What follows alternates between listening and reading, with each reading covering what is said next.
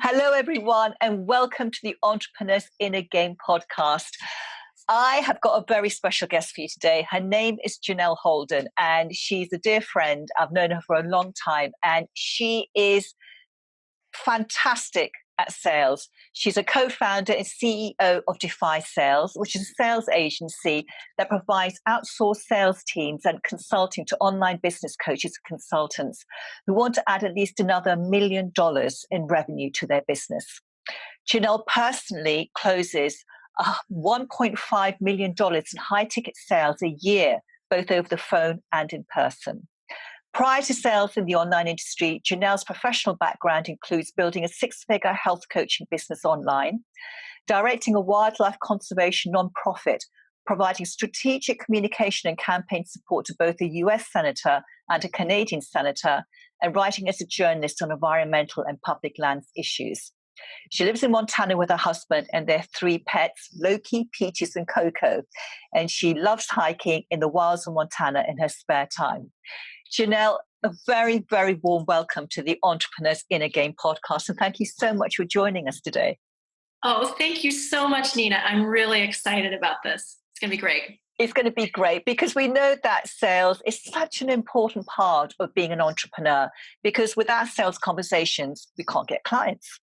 Yes, this is true.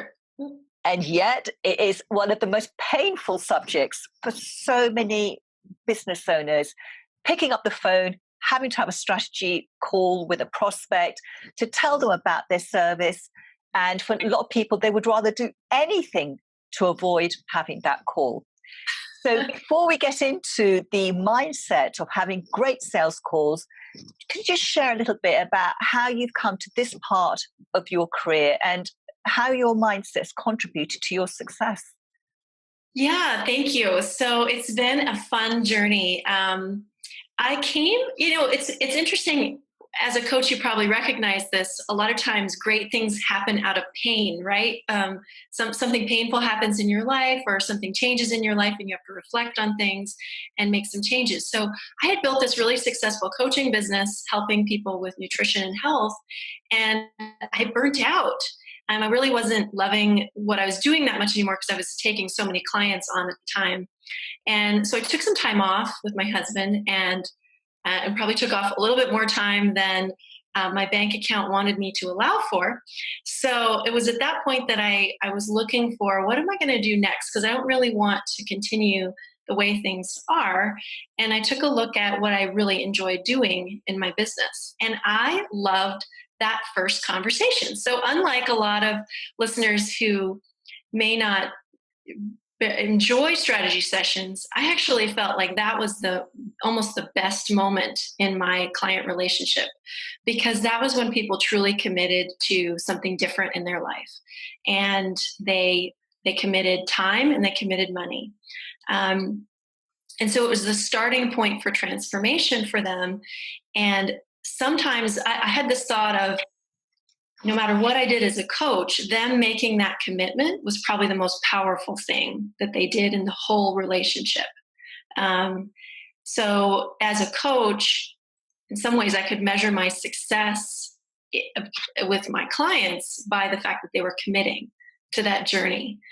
So I loved that conversation, and I loved them saying yes to themselves and yes to working with me. And let me tell you, it took a lot to get to that point, because I was not a natural salesperson growing up. I didn't sell Girl Scout cookies. I didn't have like a lemonade stand out in the front. And I really never thought of myself in those terms at all. But I wanted clients, and I knew I had to get better at sales to have more clients. And it was frustrating to me when I was having conversations or free coaching sessions and people weren't signing up. So I hired sales coaches to help me early on in my first coaching business. And that grew my business tremendously, which is why I ended up being burnt out. Careful when you get too good at sales. So anyway, I was reflecting on that, and I thought, that was something that I really loved doing. And I had an opportunity to work for a 7-figure coach who was hiring sales team members. And I thought, let me try this. I know I've got the skill set for sure. And let's see how I do with it. And I did really well. I became one of the top salespeople. And I started telling other coaches what I was doing. And they would say, can you do that for me? Because as you said, Nina, a lot of coaches, that's their main pain point, that they don't want to have to say their pricing, or they don't want to have that conversation. And so it's like, oh, could I just offload this to you? That would be fantastic. And so I started doing that for a number of people, and a number of business owners. Learned a lot along the way, learned who I loved working with, learned who I didn't. And then eventually brought on a business partner last February, and we've grown the company just by leaps and bounds without any marketing whatsoever. You can't, just for listeners to know, you're not going to find me on a website, because I've built a business solely through referral. And I have way too many people who want to work with me actually at this point.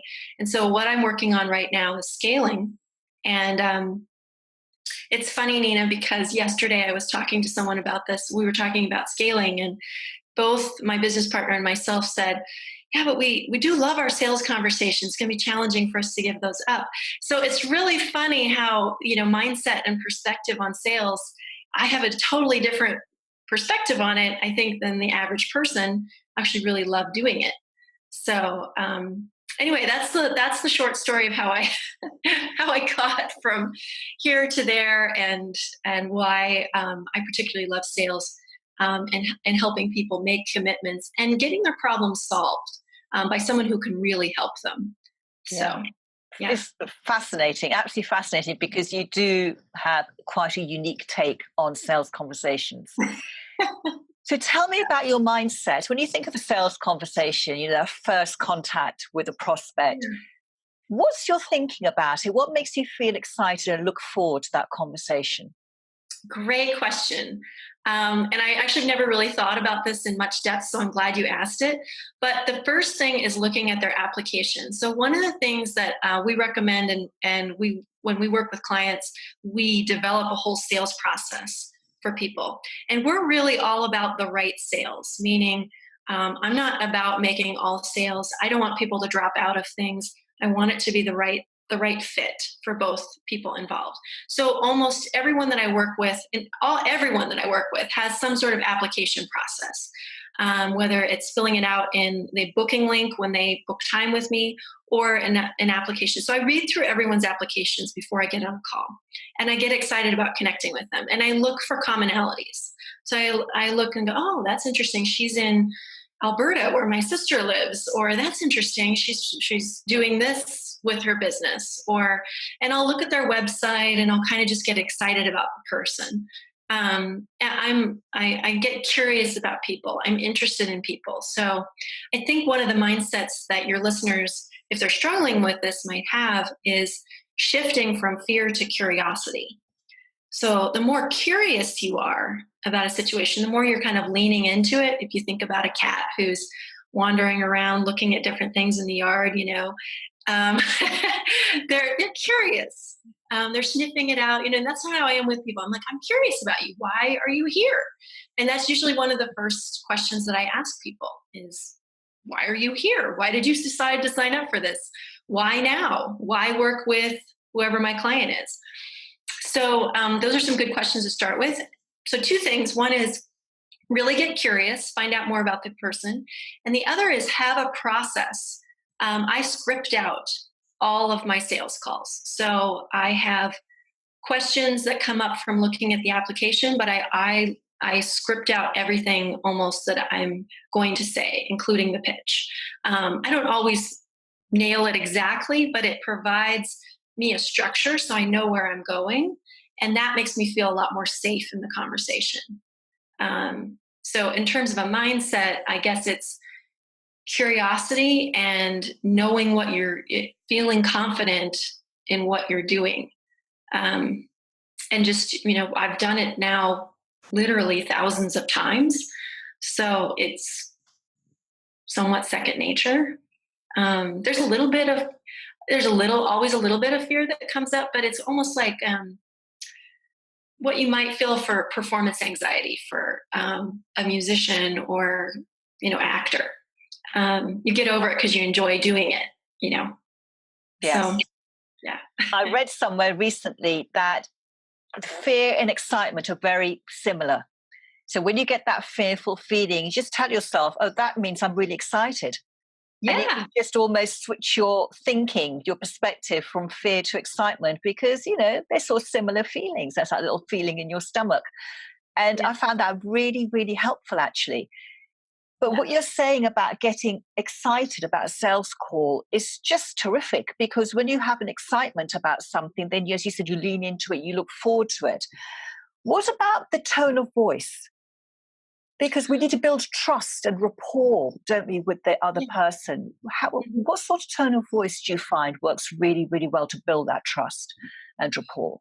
Confidence. So the reason why people, generally speaking, are booking with you is because they have a problem that they don't know how to solve themselves, and they're looking for a solution. And more than anything, they need to feel confident that you're going to help them with it.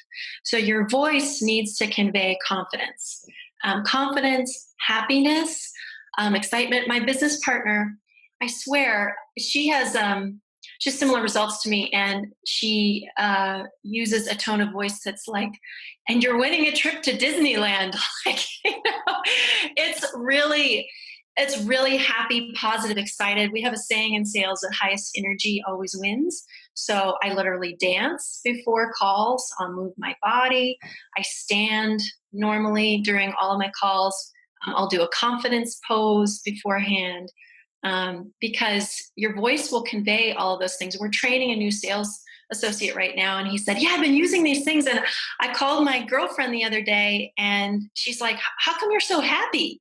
And he said, it's because I'm trying out all these, I was just trying out all these techniques that Janelle was giving me for building up my energy before a sales call. So That's a great tip. So, get your body ready and get your mind ready. So that's any other prep you can do beforehand to get to get a yes. really great state of mind. Okay, so thinking about mindset, it's writing down any limiting beliefs that you have about that person and yourself, but specifically about that person. So oftentimes during during that first session, people are looking to see also whether you can see them in their highest light and whether you won't accept their excuses or not. So one thing that sets a tone for a coaching relationship. And so one thing that's helpful to do is if you're reading through their application, you go, oh, this person is such and such, or they only make this and much, or whatever. I don't think it's going to be a sale. And you kind of you jump to a lot of conclusions about the person, then you're doing them a disservice as well as yourself. Now, I admit there are there are better prospects in sales than others, for sure, and you don't want to be wasting your time. But at the same time, you don't want to go into a call thinking that it's not going to go well. So definitely do a thought download, write down, everything that you're thinking about who that person is, and question your thoughts around them. So don't take things, as you always think they are. Don't stereotype, but actually question and make sure that you're looking at each individual Right. differently. Yeah. What about when it comes to that point? Because there's parts of the sales conversation which are really engaging and enjoyable. When you're asking questions about what do you want to achieve, what are your challenges, and then we get to that point where we have to start talking about our service. Yes. And that's when people can start getting really tight and start getting quite anxious because they have to start talking about themselves. And it feels very personal, doesn't it? If you're selling someone else's product, that doesn't feel so personal. But when you're selling yourself, your coaching, your services, suddenly you feel you're selling yourself. And that's like, the danger, fear starts popping up. So when they get to that point when you start talking about your service, any advice about how we can feel in the flow and stay confident at that point? Yes. Okay, practice makes perfect, and this is really true for whether I'm selling this for someone else or they're selling themselves. You need to write out your pitch and practice it. and practice it on yourself, in front of a mirror, to other people. Get it down to 2 to 6 minutes tops. Really, 6 minutes is way too long. I'd say 2 minutes. And also, before that, I loathe. I don't like to use the word hate because I don't really hate anything, but I loathe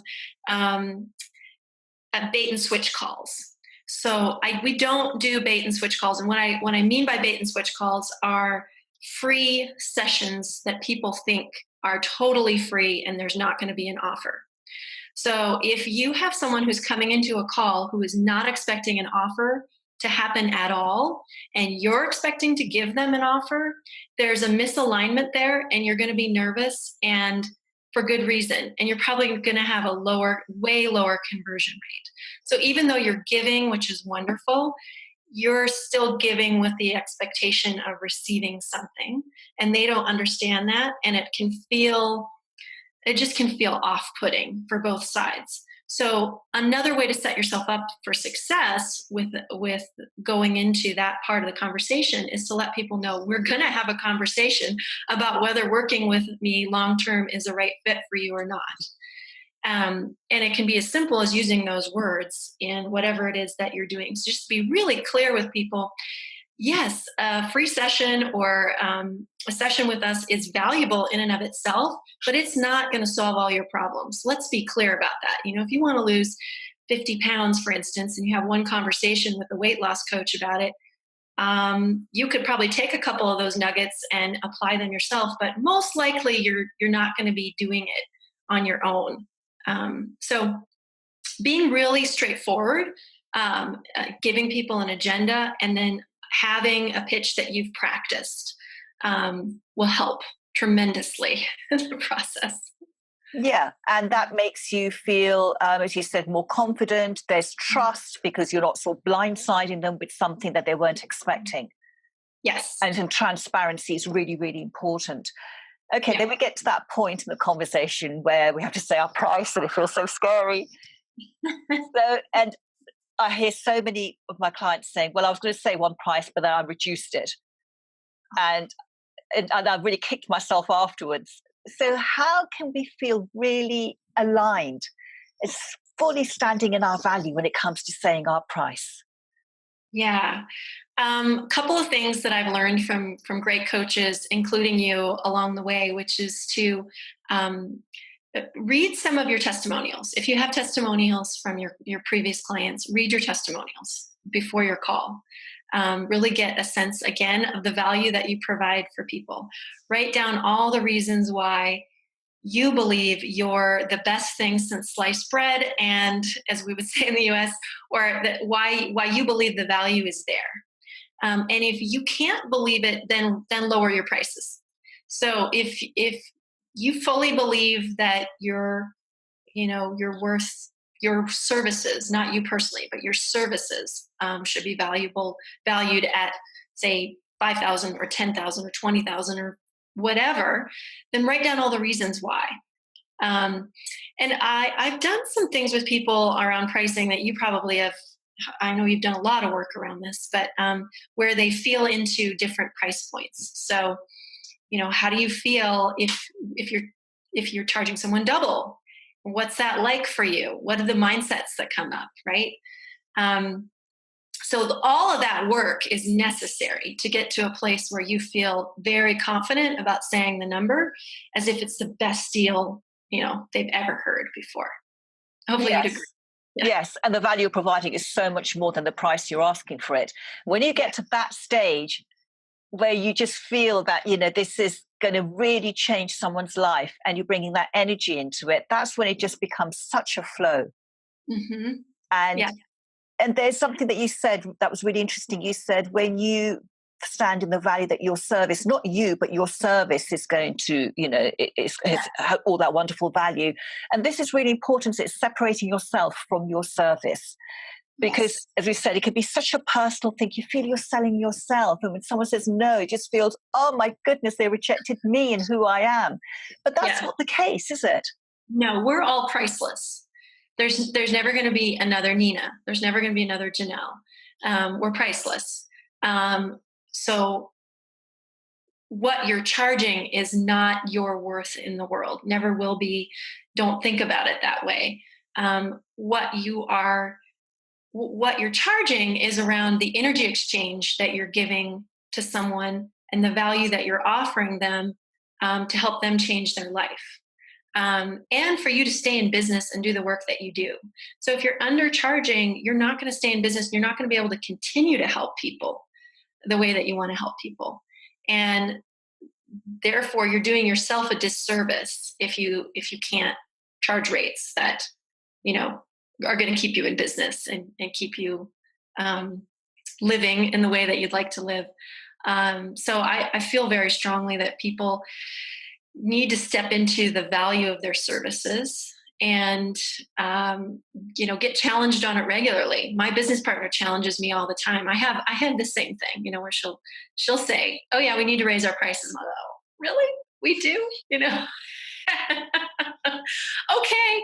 I have sales calls for myself too, just so everyone knows. And I have recontracts, contracts that I have to redo with people. So I have to say pricing again.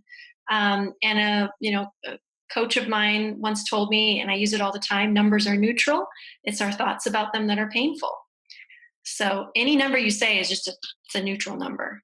It's just your thinking about it that makes you uncomfortable or comfortable with it. Yes, absolutely. And I love that, because it's your perspective. For one person, that price is easy. For someone else, that price is really difficult. And it's not the number that's giving you that feeling. It's your thinking about it. It's the meaning of giving that number. Yes. That's great. So we've set our price and waiting with bated breath. Is that your dog? Oh, yes. And then we're waiting with bated breath. He wants to join in the conversation about, what the response is going to be. And then we get an objection. The objection could be, I can't afford it, or I don't have the time, or I need to think about it, or whatever objection it is. And that could be another big wobbly moment in the sales conversation. Yes, exactly. And I still have those wobbly moments too. Those are still, although my goal is always that someone is 100% clear by the end of the conversation, and actually we have zero objections or hesitations. So I do a lot of visualization about that. Not that I'm not willing to work through those conversations, but sales are a lot more fun when there's no convincing energy and there's no manipulative energy and there's no, change your mind energy. It's way better if you're detached. And that you're building a yes response from the beginning. And I don't mean that in a manipulative sense, but I mean that from somebody's leaning in and saying, yes, yes, yes, yes, yes. You make the offer, they say yes. It's a clear decision. That's what everyone wants. Nobody really wants to convince someone to come work with them. It never ends well anyway, because they're always just trying it out and dipping their toe in. And, usually they're like, oh, is there some sort of guarantee? So red flags for me and people I will turn down is if they say, is there some sort of guarantee? When people say that to me, they're not taking 100% responsibility for their own results in something. So huge red flag. And I'll usually say, tell me more about that. Why are you asking if there's a guarantee? Are you worried about whether, what are you worried about? What are you concerned about? And then we can talk more about, the mindsets that might be coming up for them. Like, I can't do it, or, more of the deeper stuff. Some of the other red flags are, for me, if they want references. So not that somebody wouldn't want to have testimonials or, read through testimonials or see, but generally speaking, that's a person who wants someone else to give them validation for their decision. And almost always they don't buy. It's a time waster. So it's, I basically tell people, sure, I can give you that. But what I would ask for you to do is go listen to the podcast or go read these testimonials first, because our clients aren't our marketing department. So, we don't want to waste their valuable time, and it's confidential for most people who work with us, how to reach them. So I blathered on a little bit there, but hopefully that gives this is really valuable stuff. This is fantastic. Yeah. And then there's another part of the conversation where sometimes, you can feel that you've lost control of it, that actually the prospect is now leading the call, and you're thinking, hang on, what happened there? How am I going to get it back on track?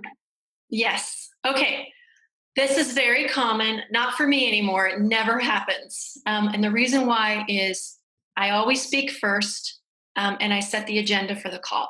So a lot of times people waste time with, oh, you live in Edmonton, or you live in Washington. Let's talk about things that are totally unrelated to why they are there, because they're building some, they think, rapport. That's not how rapport is built.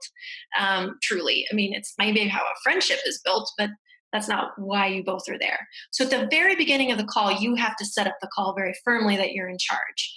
And so you say, thanks for being on the call today. I've got about 45 minutes set aside for this call. Does that work for you? They say yes. And you say, here's the agenda for the call. We're going to be talking about your challenges, some of your goals, and we're going to see whether working together is the right fit. So I've got a list of questions that I have that I want to go through to see if this is the right fit for us. And then, of course, you'll be able to ask me any questions that you'd like. So the question asker is always in control of the conversation. If someone starts out the conversation and immediately starts going into questions, you've lost it. You've lost it. So you've got to start out and be firm about it and lead the conversation. So that's really interesting, because I've worked with sales coaches in the past, because I know this is such a critical part of being a business owner. And I've been advised that, you sort of say, you chat a little bit, where are you from and all of that to build rapport, but you're saying something different. Oh my gosh, that could take up 10 minutes of your time. I mean, when I literally will have 5 or 6 sales calls a day. If I did that every time with people, it doesn't make a difference in a sale. I've literally done thousands of sales calls. I've never had a sales made because we lived in the same town. It can help towards the end of the call in the close a little bit. I may bring it up if there's a really close connection, like I truly know someone that they know, and then we can laugh about that. But no, a really great sales mentor of mine shared that with me at the beginning, and it's always helped me stay right on track. And they know that I'm the leader in the conversation, and they know there's a purpose to the conversation. So we just don't have time to waste in life. And that, to me, it's valuable to get to know people. So I get that, but it's a time waster in the conversation. Yes, and there's another time for that, isn't there? Yeah, exactly. This is such great. I'm picking your brain, but these are all the sort of resistance points I know that come up. And so what would be your top tip in terms of having fun, enjoying it, and, just being in the flow and having a natural conversation? Yeah. Well, as you know, great coaching is about great questions. So literally ask yourself, how can I have fun, enjoy this conversation, and be in the flow? And write down all of the thoughts, the brainstorms you have around making it fun, authentic to you, enjoyable, and create a positive mindset where you expect that to happen. You expect it to be fun and enjoyable. I now expect it. So that's what happens for me. For the most part. I mean, there's some frustrating conversations, but for the most part, it's fun and enjoyable. And it sounds as if it's really worth spending a bit of time before you get on the call to, center yourself, as you said, write down your questions, set your intention, and then you're much more likely to enjoy the call and be detached from the result, because your focus is really on the prospect and being curious and wanting to find out more about them. And that sounds like a really, really great formula to get the most out of it, because it's just another conversation. We talk to people all the time, and the strategy call is just another conversation. Yes, that's true. And if you truly show up detached, you will make way more sales than if you show up nervous and worried and, oh no, if I don't make this sale, my business is going to go under. People can smell desperation from miles away and neediness. Yes, and fear. Yes, fear. So don't be afraid of them. They're there for a reason. They're there because they think that you can help them. Yeah. So absolutely. So, Janelle, how can our listeners and viewers find out more about you and your work? Well, as I said, I have zero marketing available in the world right now, but they can email me, reachdefy, REACHDEFY